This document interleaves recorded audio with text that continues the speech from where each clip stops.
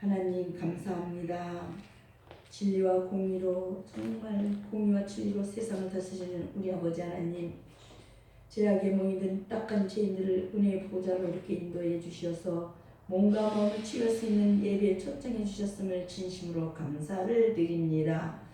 한결같이 저희가 땅에서 이렇게 맹세하는 사람이 되지 않고 하나님으로 맹세하며 살게 만들어 주시옵소서. 세상에서 한나를 잊어버리고 하나님의 복을, 정말 하나님의 은혜의 복을 받는 그런 복을 누리는 생활 되게 하여 주시옵소서. 오늘도 주의 이름을 부르며 구원의 감격을 찬송하는 감사와 사랑의 천국잔치가 되게 만들어 주시옵소서. 우리 주 예수 그리스도 이름 받들어 감사하며 기도하옵나이다. 아멘.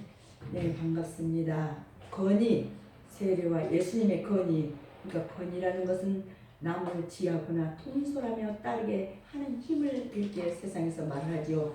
건의가 있다고 하죠. 일정한 분야에서 사회적으로 그러니까 인정을 받고 영향력을 끼칠 수 있는 위신. 그런데 오늘 예수님은 하나님 아버지의 건의를 가지셨습니다. 그래서 세례를 받을 필요가 없으시며, 그러나 예수님은 세례를 받으러 요한에게 찾아가셨고 거부하는 요한에게 허락을 요구하시고 세례를 받으셨습니다. 세례를 받으신 예수님은 아버지의 말씀으로 아들의 건의가 확인되었습니다. 오늘 말씀은 하나님의 아들이시오 하나님과 하나이신 그리스도께서 하나님의 종인, 그러니까 세례 요한에게로, 그러니까 그 요한에게로 오셔서 세례를 받으셨다는 사실을 말씀하고 있습니다. 우리가 바느질을 하면, 그러니까 바느질을 잘하려면 원저실을 바늘에 꿰야 합니다. 바느질이 바쁘다고 뭐 바늘 허리에 실을 매면 바느질 아무리 장인이라도 바느질이 제대로 안 됩니다. 그러니까 일을 하는 데는 바른 순서가 있습니다. 순서가 바뀌면 일이 제대로 안 됩니다. 일을 잘 하려면 그러니까 순서를 정확히 알아야 합니다. 준비할 것이 무엇인지 알아야 하고 또 마무리할 것도 무엇인지 알아야 합니다.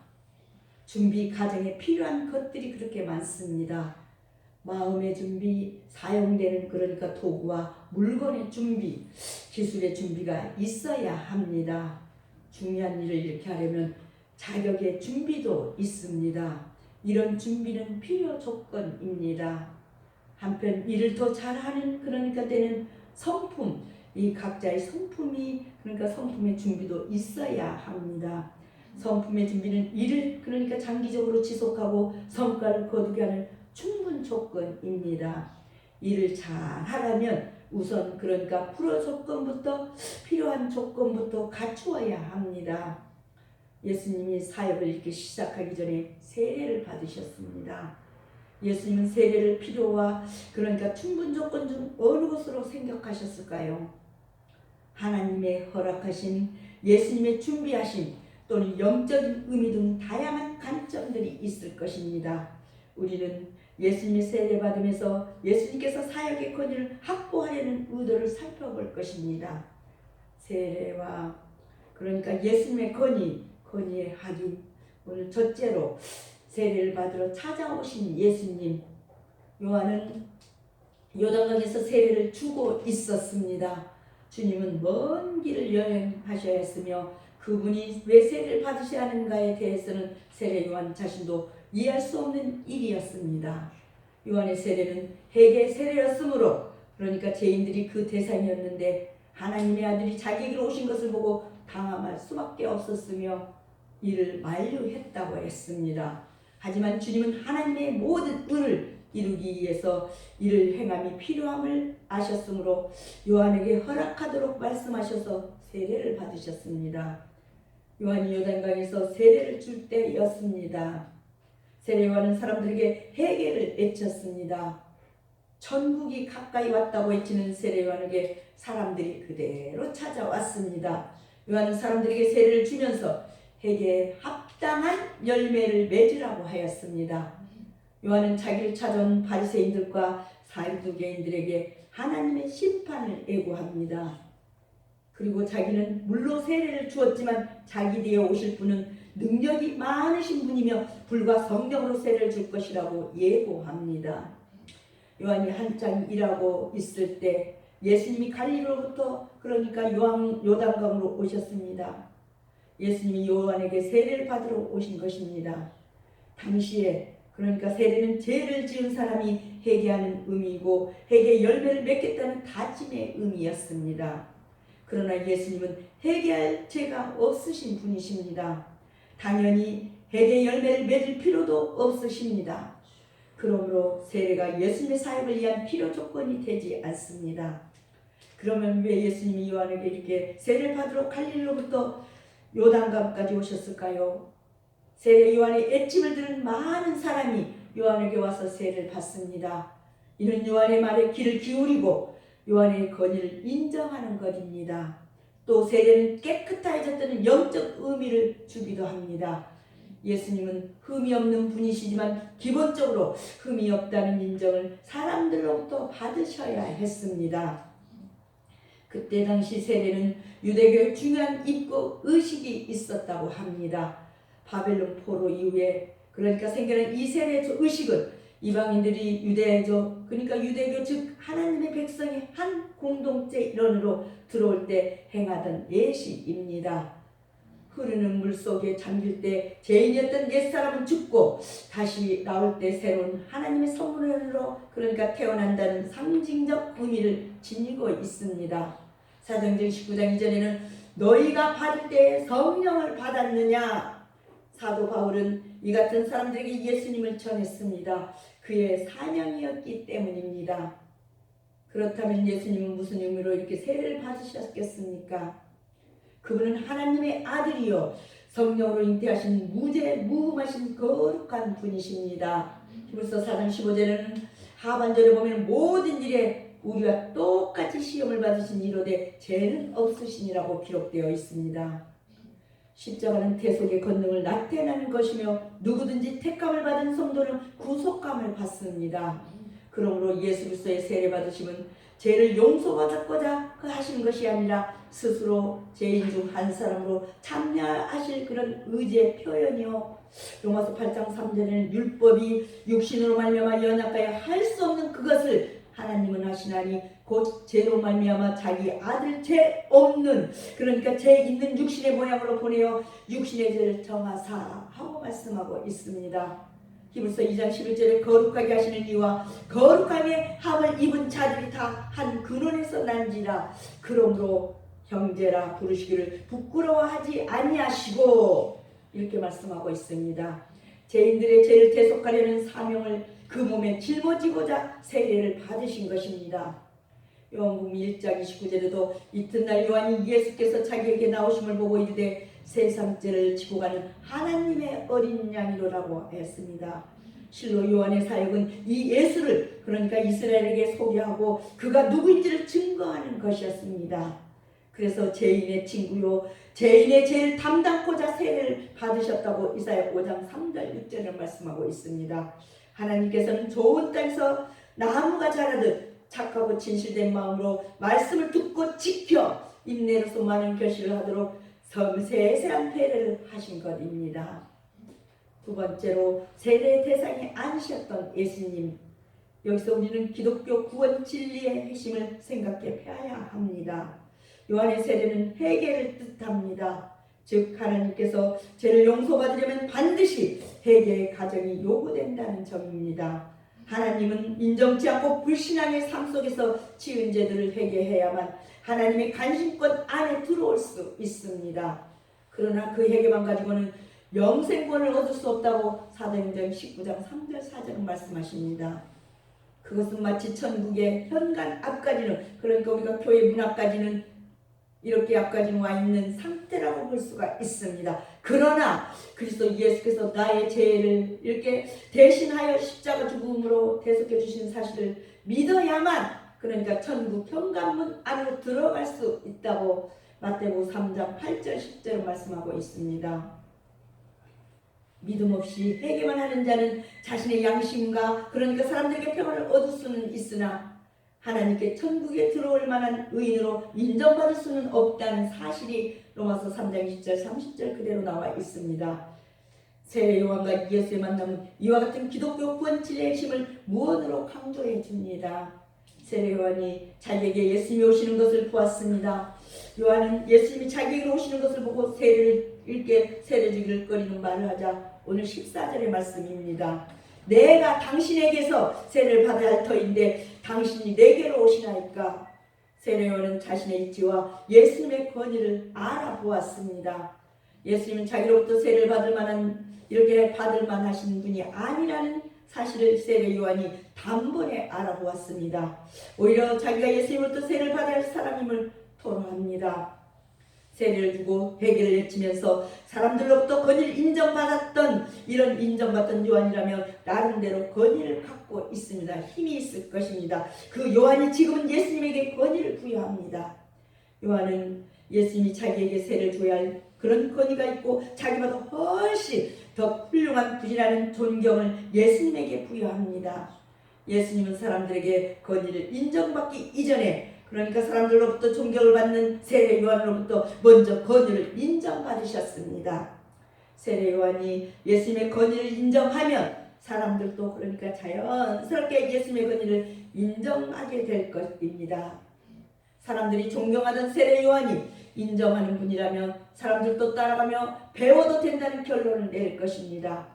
세례의 대상이 아닌 예수님이시지만 세례받으러 오심으로 세례 요한에게서 권위를 인정받고 또 더 많은 이렇게 사람들에게 인정받으실 것입니다. 세 번째로 허락의 이유를 말씀하신 예수님, 세례 주기를 거부하는 느낌을 주는 듯한 이렇게 말씀드린 예수님이 뭐라고 대답하실까요?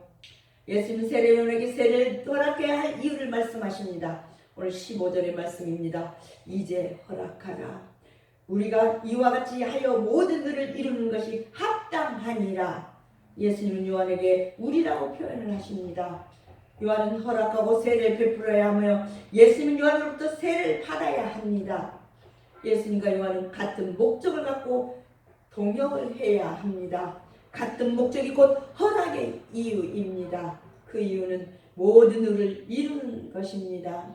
하나님이 세우신 뜻, 하나님이 사람들을 향한 섭리입니다. 요한이 하나님의 뜻을 이루려고 이렇게 세상에 보냄을 받았습니다. 예수님 역시 하나님의 뜻을 이루시려고 세상으로 보냄을 받으셨습니다.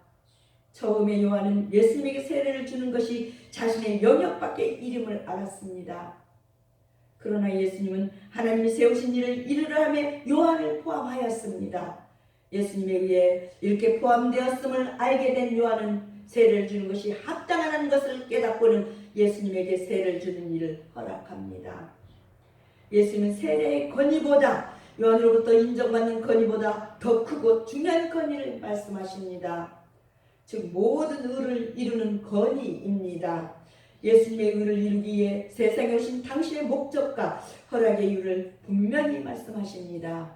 이렇게 주께서 세례를 받으시고 물에서 올라오실 때 놀라운 광경이 벌어졌습니다. 하늘이 열리고 하나님의 성령이 비둘기같이 내려 그분 위에 임하셨으며 이는 내 사랑하는 아들이요 내 기뻐하는 자라는 이 하시는 하나님의 음성이 들려왔던 것입니다. 바로 이것은 하나님의 뜻을 살피고 알아서 그 뜻대로 행하는 예수님의 인심을 증거한 말씀입니다. 그분이 메시아임을 하나님께서 친히 공포하셨습니다. 우리가 하나님을 기쁘시게 하면 그분이 우리를 높여 들어 주십니다. 하나님의 뜻대로 살고자 하는 사람에게는, 그런 사람들에게는 하나님께서 항상 내 기뻐하는 자라 하시면서 길을 열어 주십니다. 마지막으로 말씀으로 권위가 확인된 예수님, 이제 예수님이 요한으로부터 세례를 받으셨습니다. 그리고 물에서 올라오시는데 하늘이 열리고 신비한 일이 벌어집니다. 성령이 비둘기같이 내려 예수님 위에 임하심이 보였습니다. 세례를 준 요한도 보고, 그러니까 세례를 받으신 예수님도 보았습니다. 또 요한이 예수님에게 세례를 주는 장면을 본 수많은 사람들이 예수님이 위에 비둘기같이 임하는 성령을 보았습니다. 성령이 예수님 위로 임함으로 예수님이 하나님의 특별한 사명을 부여받은 분임이 확인이 되었습니다.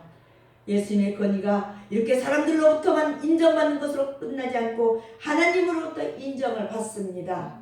그리고 하늘의 음성이 들립니다. 이는 내 사랑하는 아들이요 내 기뻐하는 자라.